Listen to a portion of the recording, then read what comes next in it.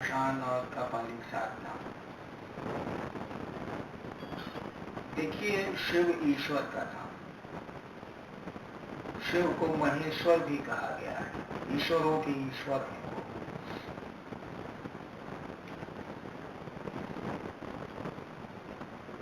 तो जो ईश्वर है वो सौम्य भी होगा और जरूरत पड़ने पर कठोर भी होगा। इसलिए शिव की जो प्राचीनतम कल्पना हमारे यहाँ की गई वह दोनों रूपों में की गई। एक, उनको कल्याणकारी माना गया। शिव शब्द का अर्थ ही होता है कल्याण करने वाला। एक, उनको कल्याणकारी माना गया। दूसरा, उनको कहा गया कि आप रुद्र हैं। रुद्र शब्द का अर्थ ही होता है रुलाने वाला या रुलाने की शक्ति रखने वाला। एक तीसरा अर्थ भी रुद्र का लगाया लोगों ने, कहा कि ये दुखों का नाश करते हैं फिर तोड़ते। दुखों का नाश करने का माने फिर कुछ टूटेगा, सुख टूटे या दुख टूटे, टूटेंगे तो दोनों।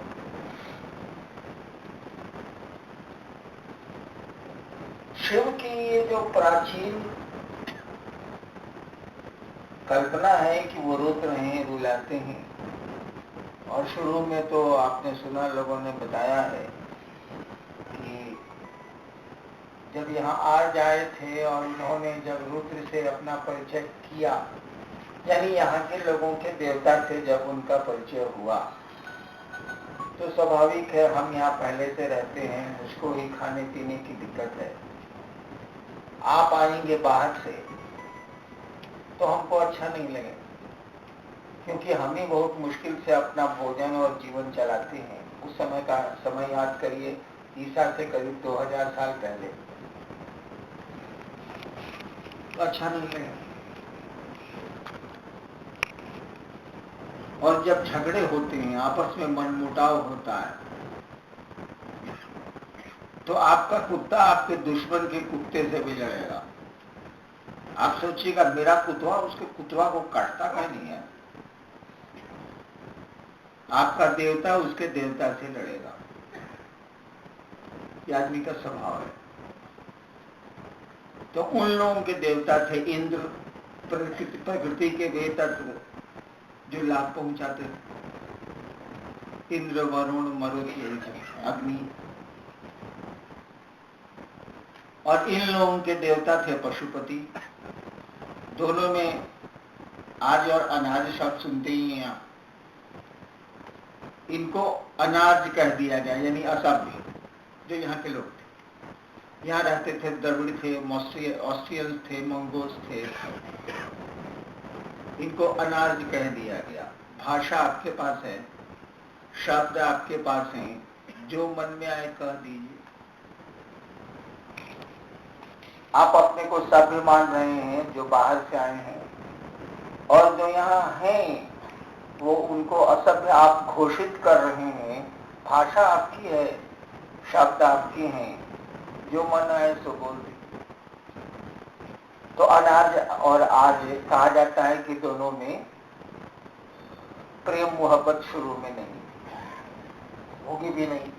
मैंने बताया ना कि जो पहले से रहता है वो अब खुद ही दिक्कत में रहता है और कोई बाहर से आ जाए। कहा जाता है कि आज सेंट्रल एशिया से मध्य एशिया से आए। तो उन लोगों ने यहाँ के देवता को कहा कि ये रुद्र, इन लोगों का जो देवता है ना सो रुलाता बहुत। क्या रुलाता है? पशुओं को भी बीमारी डाल देता है, आसमान से बिजली गिरा देता है, मर जाता है मेरा आदमी मवेशी, बाढ़ ला देता है, जंगलों में आग लगा देता है, यही सब शुरू। लेकिन धीरे धीरे साथ रहते रहते कुछ आपकी बातें दूसरे पकड़ेंगे, दूसरों की बातें आप पकड़ेंगे। अच्छी बातें एक दूसरे में प्रवेश करती हैं, बुरी बातें ही प्रवेश करती हैं, अच्छी बातें ही प्रवेश करती हैं।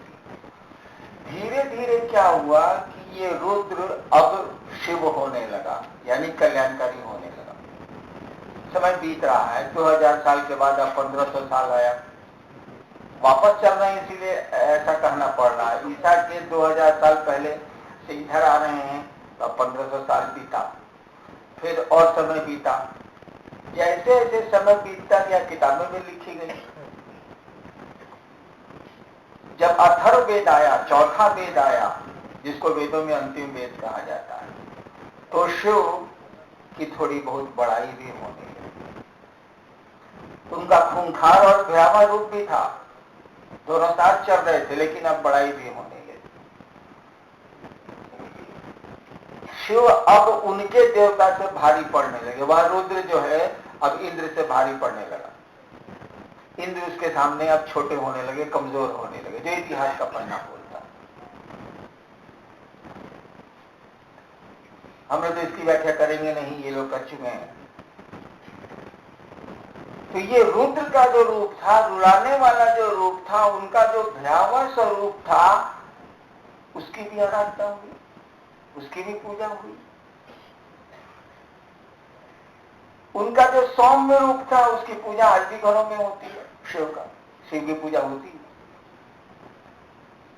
जिन लोगों ने शिव के रौद्र रूप की उपासना की, भयावह स्वरूप की उपासना की, उनके विकराल स्वरूप की उपासना की, उसी लोगों के बीच ये अघोर तंत्र आया, श्मशान की साधना आई, ये कपालिक साधना आई। एक ये ऐसा वर्ग बना, ऐसे लोग जो शिव के गुस्सैल स्वरूप को पकड़ते। जैसे दुर्वासा की कहानी आपने सुनी, बात बात पे बिगड़ जाते थे, बात बात में श्राप देते थे। ठीक उसी के उल्टा दधीची को भी शिव का भक्त कहा जाता है, शिव का शिष्य कहा जाता है। दधीची उल्टा थे, उनसे हड्डियां मांग ली गई और अपनी हड्डी उन्होंने दे दी। दुर्वासा से कोई हड्डी मांग ले तो उसकी हड्डी को तोड़ दें। दोनों का स्वभाव अलग अलग है। दोनों शिव के उपासक हैं। एक शिव का विकराल रूप का उपासक है, एक शिव के सौम्य रूप का उपासक है। शिव को कहा गया ये श्मशानी है। कुछ लोगों ने श्मशान में शिव की उपासना शुरू की। शिव को कहा गया कि अघोरेश्वर है, अघोरों के ईश्वर हैं। कुछ लोगों ने उनके अघोरी स्वरूप की उपासना शुरू की। कुछ लोगों ने उसी में एक कपालिक साधना आई थी। कपालिक माने कुछ नहीं होता, आदमी का खोपड़ी, कपाल, इसकी साधना शुरू की। तंत्र कहता है कि शिव का स्थान आदमी के शरीर में कपाल में है, जिसको सहस्रार चक्र बोलते हैं। तो कपाल की साधना शुरू की। सीधे शिव की उपासना करते थे वो लोग, लेकिन शिव के रौद्र रूप की उपासना करते थे। उनकी आंखें लाल लाल होती थी। समाज के जो लोग काम जैसा समाज के लोग करते हैं उसका उल्टा करते थे, इसलिए उसको कहा जाता है विपरीत क्रिया। उल्टी क्रियाएं वो करते थे। आप खाते हैं थाली में, आप खाते हैं पत्तल में, वो खाते थे आदमी की खोपड़ी में, हड्डी में, मुर्दे की खोपड़ी में वो भोजन करते थे। उल्टी क्रियाएं वो करते थे। आप घरों में शिव को पूजते हैं, वो शिव को पूजते थे श्मशान में। जहाँ जीवन खत्म होता है वहां से वो शुरू करते हैं। आप जीवन की लालसा में शिव की पूजा करते हैं, वो मृत्यु के साइड से शिव की ओर चलते हैं। उल्टा है, विपरीत क्रिया है, इसीलिए कहा जाता है उल्टी क्रिया वो करते हैं, विपरीत क्रिया। वाम मार्ग उसको बोला भी जाता है। वाम का अर्थ होता है उल्टा, वाम मार्ग बोला भी जाता है। तो श्मशान साधना, श्मशान से जुड़ी हुई साधना को कहते हैं। श्मशान साधना कापालिक और अघोरियों के द्वारा की गई है। अघोरी में अघड़, अघोरियों के द्वारा की गई है। इसीलिए इनका रणधीर जी का विषय था अघोर तंत्र, श्मशान साधना और कापालिक। धीरे धीरे समाज में ये लोग, समाज के सामान्य वर्ग से ये लोग हटते चले गए। इनकी क्रियाएं कुछ ऐसी थी कि समाज ने इसको बर्दाश्त नहीं किया। धीरे धीरे इनकी संख्या घटती चली गई, इनकी ये कम मिलने लगे। अब तो बहुत ही कम मिलते हैं। मुझको अघोरी मिले हैं जो नर मांस खाते थे। मैं जब बच्चा था, 9th क्लास में था और श्मशान जाता था, तो श्मशान में मुझको एक अघोरी मिला था जो लाश को नोच नोच के खा रहा। मुझको उसने देखा तो बुलाया मुझको। मैं तो बच्चा था, 9th में पढ़ता था, जिला स्कूल था। बुलाया मुझको, कहा लो बच्चा खाओ। उसने कहा मैं नहीं खाता, उसमें प्याज लहसुन भी हम नहीं खाते, मैं नहीं खाऊंगा। उसने कहा आदमी का मांस थोड़ी ही है, देखो कितनी सुंदर मिठाई है। वो जो दिया था मुझको मांस खाने को, सही में चमचम, उस समय चमचम एक मिठाई बनती थी, अब तो कम हो गई। तो उसमें 2 चमचम गरम गरम उसमें आया, हम भी इत्मीनान से खा लिए कि ससुर दिया है तो खाइए लेते हैं, लेकिन अब नहीं मिलते। एक अघोरी ने मुझको श्राप दिया था। क्या हुआ था कि मैं उससे भी छोटा था, मैंने 5वां 6ठा में पढ़ता था। 3 अघोरी मेरे यहाँ आए, तो बचपन से मुझको कुत्ते पालने, मैं कुत्ता हूं इसलिए कुत्ते पालता हूं, बचपन से मुझको कुत्ते पालने की आदत। 2 कुत्ते मेरे पास थे, एक का नाम था शेरा, एक का नाम था टाइगर। एक छोटा था, एक बड़ा था। तो 3 अघोरी थे, वो मेरे दरवाजे पे आए, बाबूजी ऑफिस, माँ कुछ कर रही है, मैं ही बड़ा बेटा था। छिटकिनी कुर्सी लगा के मैंने छिटकिनी खोली, अब बाहर निकला, अब दोनों कुतवा मेरे साथ निकला। हम दोनों कुत्ते को कहा, बस दोनों कुत्ता अघोरी पर लपक गया, हव हव हव हव हव करके। अघोरियों ने रास्ता तो पकड़ लिया वापस जाने का, लेकिन बोलते गए तुम आईएएस पास नहीं करेगा। कुत्तालू करने का श्राप दिया, तुम आईएएस पास नहीं करेगा। और मेरे साथ ये घटना घटी और मुझको आईएएस छोड़ के आईए में आना पड़ा। और ये बहुत बड़े साधु से मैंने पूछा था, साधु उस समय था, बाद में वो साधु नहीं रहा। पूछा था यही बात कि अघोरी हमको श्राप दिए हुए देखे ना, हम हर जगह झगड़ा कर लेते हैं, आईएएस में पासे नहीं करते हैं। तो उसने एक ही वाक्य में उत्तर दिया, मुख्य रास्ता बंद हो तो डाइवर्सन से जाओ, मुख्य रास्ता बंद हो तो डाइवर्सन से, पारपथ जिसको हिंदी में बोलते हैं, मुख्य रास्ता बंद हो तो डाइवर्सन से जाओ। और मैंने डाइवर्सन पकड़ लिया, साइंस छोड़ के आर्ट्स में चला गया। और जब गया तो उस समय यही मेरे टीचर साहेबगंज कॉलेज, फिर रास्ता खोल लिया, तो कोई दिक्कत नहीं। लेकिन अब ऐसे अघोरी नहीं है। हम लोगों को बचपन में मिलते थे, अब नहीं, अब मिलते नहीं। वो अघोरी क्या है? अघोर मने होता है जो घोर नहीं होता है। घोर मने, अरे काहे मन के घोर करता रहो, नहीं सुने, अरे चुप रहो, काहे मन के घोर करता रहो, मैंने मन को आप डिस्टर्ब कर रहे हैं, आप उसको परेशान कर रहे हैं, घोर कर रहे हैं। चाहे घोर करना, कोई शांत जल है उसमें कंकड़ फेंक रहे हैं तो घोर हो रहा है, तरंगे उठ रही हैं, उसको घोर बोलते हैं। अघोर का मानी होता है जो घोर नहीं होता है, अघोर जो घोर नहीं होता है। इस संसार में कोई भी देवी देवता अघोर नहीं है, हो ही नहीं सकता है। दिन की चर्चा याद करिए, उस शिव ने इच्छा की, तरंगें पैदा हुई, उन तरंगों में जो ध्वनि तरंगें थी वो ओम जैसी थी। दिन में सुना ना भाई आप लोग? तो शिव ने इच्छा की कि एक मैं बहुत हो जाऊं, तो तरंगें पैदा हुई, वेव्स, तरंगें पैदा हुई। तो जहां तरंग पैदा हो गई वहां कोई अघोर हो ही नहीं सकता है। जब से तरंग पैदा हो गई, हलचल हो गई, आकाश में हलचल हुई, शून्य आकाश में हलचल हुई। क्या हलचल हुई? किसी ने सोचा कि मैं बहुत हो जाऊं, अब जो सोच दिया तो सोचने से जो मन की तरंगें पैदा हुई, तो एक आवाज निकली शून्य में। जब कोई तरंग पैदा हुई, विज्ञान आज क्या कर रहा है, आदमी जो सोचता है उससे जो साउंड निकलता है उसी को न पकड़ रहा है। तो हलचल हुई, जैसे हलचल हुई तो कोई साउंड पैदा हुआ।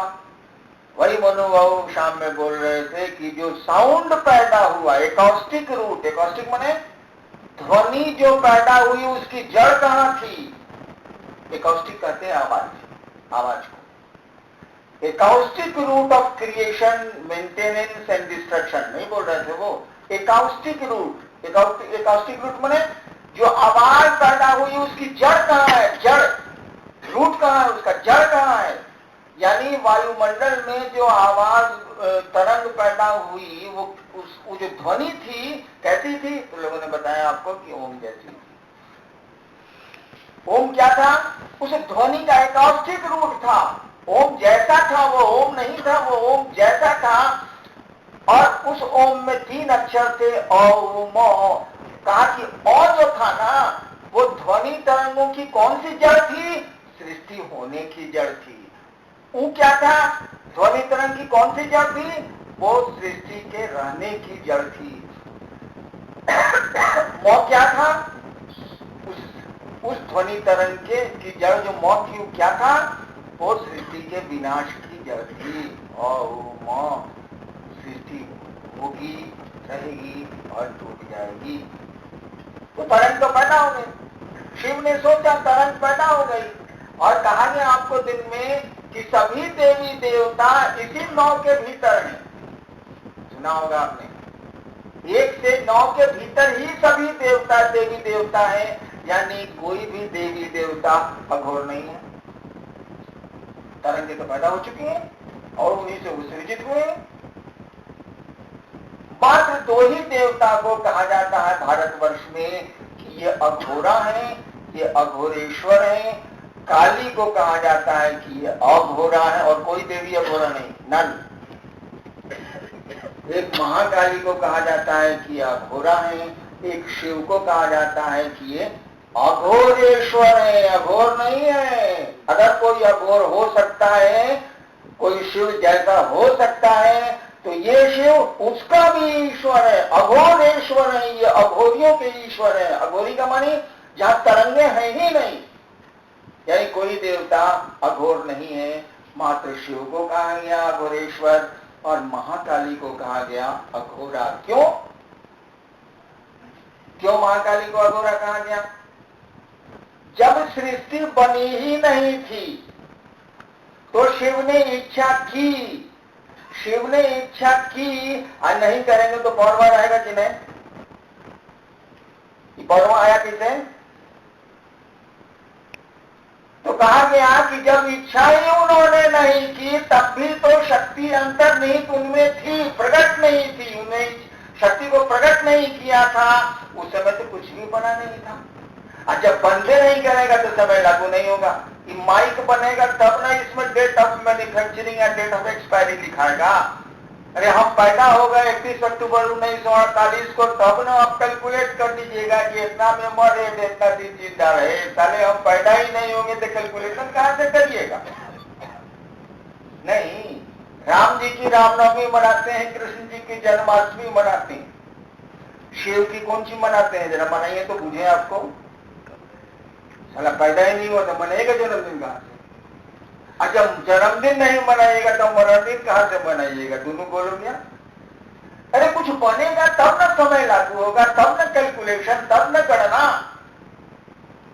बना ही नहीं है कुछ। तो कहा गया वह महाकाली तो काल से परे की देवी है, अभी समय बना ही नहीं।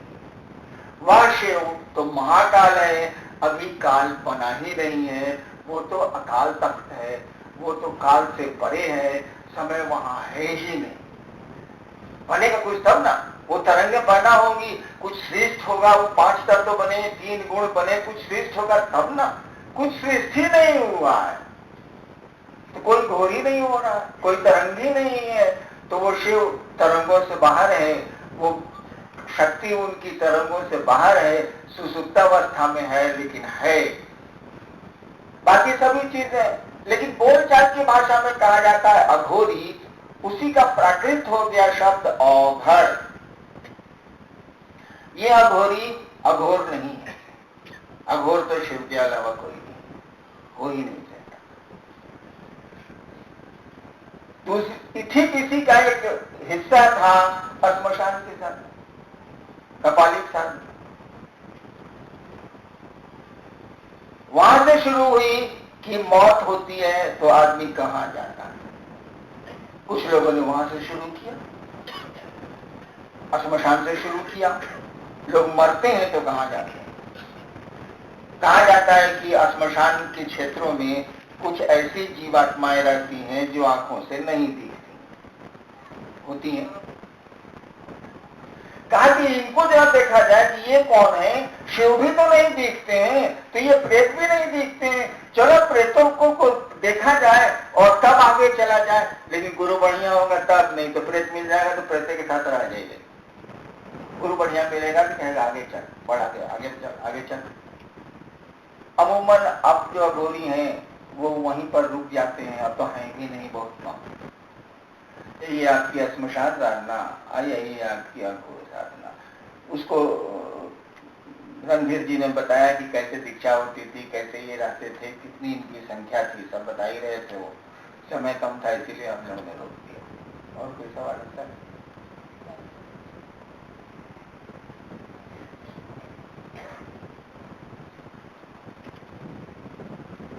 हाँ, एक सवाल आया था, अंकों में बीसा क्या है?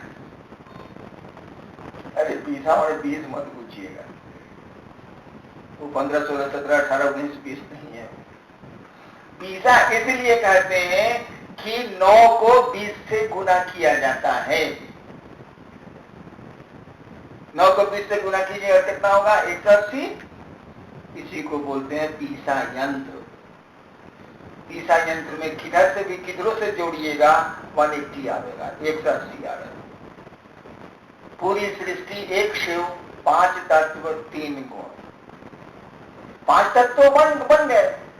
पांचों तत्व से जो प्रकृति बनी उसमें 3 गुणों का इस्तेमाल हुआ। सुना आपने जजमेंट, सतरस्ता 3 गुणों का इस्तेमाल हुआ। इन्हीं 3 गुणों के माध्यम से पंच तत्व प्रकृति के रूप में आया, जीव और जगत के रूप में आया। तो एक शिव, 5 तत्व, 3 गुण। एक तो सबसे इंपॉर्टेंट है शिव, उसके बाद 5 तत्व हैं, जो सबसे इंपॉर्टेंट वही है। एक तत्व भी अगर हमारा गड़बड़ा जाए तो जुल्म हो जाएगा। हम में आप में अगर जो गर्मी है वो बढ़ जाए तो क्या होगा? अग्नि तत्व। अगर टेम्परेचर 110 से ऊपर हो जाए तब क्या होगा? और टेम्परेचर 80 से नीचे हो जाए, 90 से नीचे हो जाए तो क्या होगा? साला बहुत गड़बड़ हो जाएगा। हवा नहीं ले पाई है तो क्या होगा? हवा ज्यादा लेने लगी है तो क्या होगा? सब गड़बड़ हो जाएगा। क्षिति तत्व मिट्टी, आपका मिट्टी का अंश शरीर में गड़बड़ाने लगे तो कुछ तो हो जाए, मांस गलने लगेंगे, सब गलने लगेगा, नाखून गिरने लगेंगे। और क्या हुआ? आकाश, जगहिया है तब न है भाई जी, और जगह ये नहीं है तो खड़ा कहाँ नहीं है, घर से ना बताइए। आकाश दैट इज स्पेस। यानी पांचों तत्वों का उपयोग इस सृष्टि में हुआ है। कोई भी अगर और इम्बैलेंस हो जाए, किसी का भी संतुलन अगर बिगड़ जाए तो सब कुछ बिगड़ जाए। इसीलिए 5 तत्व ज्यादा इंपॉर्टेंट है। पांचों तत्व 3 गुणों से बने हैं, इसीलिए 3 इंपॉर्टेंट है। 1 पहले इंपॉर्टेंट है, वो शिव है, वो ईश्वर है। उसके बाद 5 इंपॉर्टेंट है, उसके बाद 3 इंपॉर्टेंट है। यही तीनों को जोड़ दिया तो हो गया 9। 9 के बाहर सृष्टि हो ही नहीं सकती है, क्योंकि शक्ति का विग्रह, शक्ति का फैलाव इसी 9 के अंदर होता है। इसीलिए रामनवमी, 9 दुर्गा, नवारण मंत्र सब चलता है, इससे बाहर नहीं। दिन में मैंने समझाया कि शिव इससे बाहर नहीं, उनका गुरु भाव, उनका तिरोभाव, उनकी अनुग्रह शक्ति, उनकी दया शक्ति। कहा कि इसी 9 के 10वें भाव पर, इसी 9 को अगर 10 से गुना कीजिएगा तो 90 होगा। यंत्रों में 90 का प्रयोग होता है। इसी 9 को 20 से गुना कीजिएगा तो 20 यंत्र होगा। वो 20 नहीं है, एक और घोरी था।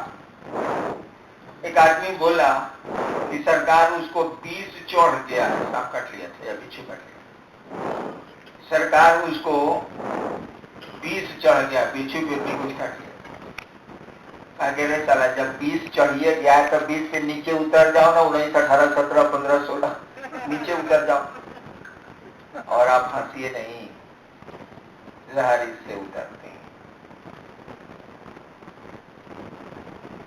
उस विष को विष से जोड़ दिया। तो आपका ये जो सवाल है कि 20 क्या है, वो 20 नहीं है, वो 20 है, यानी 9 को 20 से गुना किया गया है, वो 180 है। 9 को जब 20 से गुना करेंगे, इसी को बोलते हैं 20 रहस्य, जिसका प्रयोग तंत्र में होता है।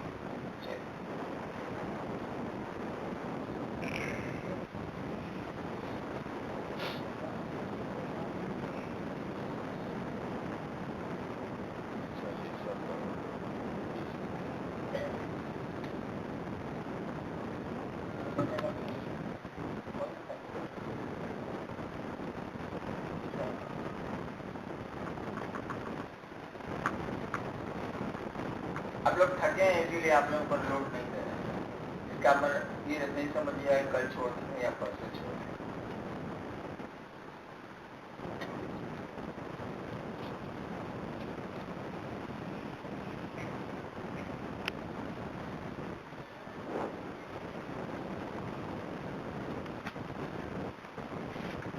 अपने मोबाइल को साइलेंट पर क्यों नहीं रखते हैं? एकदम भगचुड़ रहे का बार बार कहा जा रहा है साइलेंट पर करने दीजिए, गुरगुराएगा तो जाके बाहर में देख लीजिए, वकील नहीं। और इसी कारण से बड़े बड़े सभा स्थलों में अब नियम बन गया है कि मोबाइल आप काउंटर पर जमा करके अंदर जाए। इसी सबसे नियम बना दिया, क्या करेगा कोई आदमी लाचार हो, बोलने पर सुनते ही नहीं। ये कमलेश जी रांची से जिज्ञासा इनकी है। आज तक वरेण्य गुरु भ्राता द्वारा बताया गया कि वेदों में शिव और रुद्र का वर्णन है, परंतु शिव गुरु का वर्णन नहीं है। परंतु आज के वक्ता द्वारा बताया गया है कि वेदों में शिव गुरु का वर्णन है।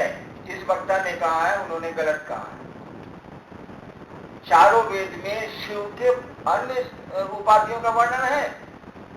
अथर्ववेद जो अंतिम वेद है उसमें वर्णन है कि ये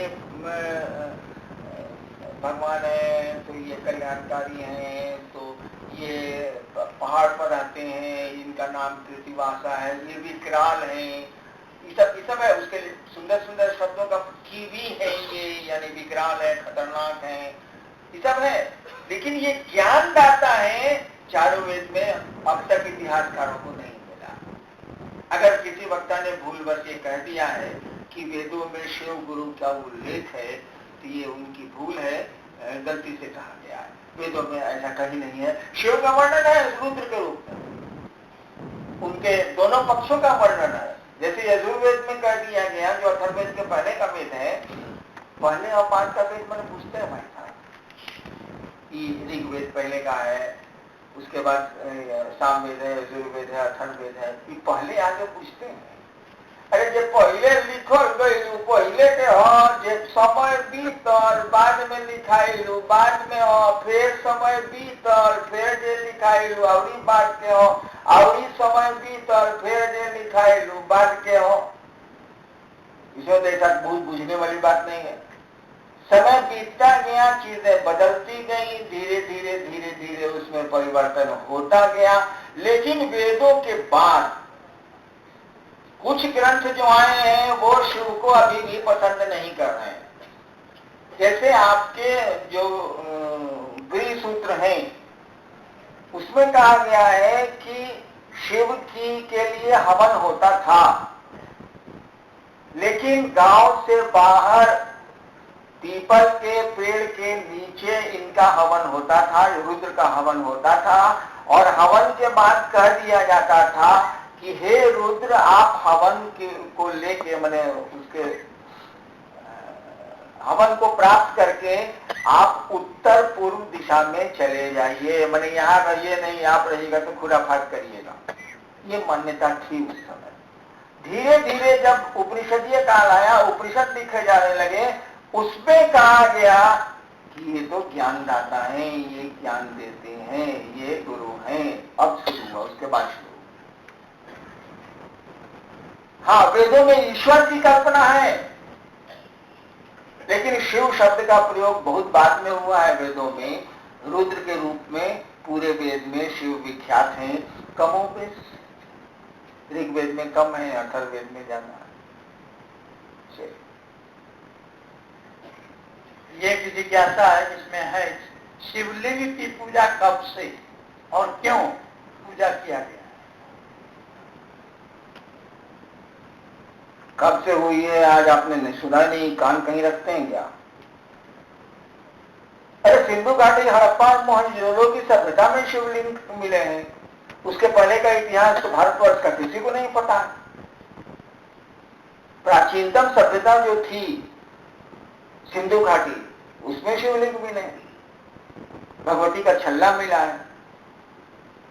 उससे पहले का तो किसी को कुछ पता ही नहीं है ना, इतिहासकार भी कुछ बता नहीं पा रहा। हाँ, वहां लिपि थी। आज दिन में आपने सुना कि आज आए थे, उनके पास स्क्रिप्ट नहीं था, लिपि नहीं थी। लेकिन सिंधु घाटी सभ्यता में जो यहाँ के लोग थे ओरिजिनल, उनके पास लिपि थी। वो लिपि अभी तक पढ़ी नहीं जा सकी है। कोशिशें बहुत हुई हैं कि क्या लिखा हुआ है उसमें, उसको पढ़ा नहीं जा सका, लेकिन लिखा हुआ है। जब आज आए थे उनके पास लिपि नहीं थी, बाद में आई खुरोटी लिपि आई, शारदा लिपि आई, देवनागरी, ये सब आता है। ये दिलीप गुरु भाई जनकपुर से हैं, इनकी जिज्ञासा है नमः शिवाय पंचाक्षर मंत्र में शिव और शक्ति दोनों है, इसको कैसे समझा जाए? साहब समझाने की दया करें। इसको आप समझ सकते हैं लेकिन समझा नहीं सकते, नहीं तो कंफ्यूजन हो जाएगा पूरा। सच्चाई यही है कि नमः शिवाय में शक्ति है, शक्ति निहित है, शिव की इच्छा निहित है। नमः शिवाय शिव और शक्ति दोनों का के लिए प्रयोग में आता है, लेकिन यहाँ शक्ति अंतर्निहित है, प्रकट नहीं। शक्ति मूर्त नहीं हुई है, अमूर्त है। इनमें तो समझाया जाएगा। वही ओम जब मूर्त होता है तो नमः शिवाय हो जाता है। क्यों नमः शिवाय हो जाता है? इसीलिए कि शिव है और उनकी शक्ति है। शिव है इसीलिए शिवाय हो गया, और नमः तो प्रणाम कर लिया गया, नमः शिवाय हो गया। 5 अक्षर का मंत्र ये बना, उसी समय बना, इसीलिए कि एक ईश्वर के बाद 5 तत्व सबसे महत्वपूर्ण माने जाते हैं, 5 अंक सबसे महत्वपूर्ण माने जाते हैं। लेकिन आप दूसरों को समझाएंगे कि नमः शिवाय में शक्ति निहित है, वो न समझेगा, बल्कि उल्टा उसका दिमाग गड़बड़ा जाएगा। आप उतना ही समझिए कि शिव का नाम मंत्र नमः शिवाय है। नमः शिवाय से आप शिव को प्रणाम कर सकते हैं। ये आपके समझने के लिए कहा गया, समझाने के लिए नहीं कहा गया।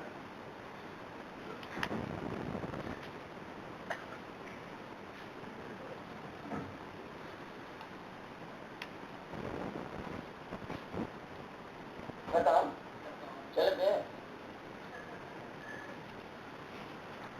चलिए आज हल्का फुल्का है। हम लोग भजन सुनते हैं, थोड़ी देर बैठते हैं, फिर आप लोग भोजन करके सोइए। रात भर की जगह हैं आप लोगों को मेरा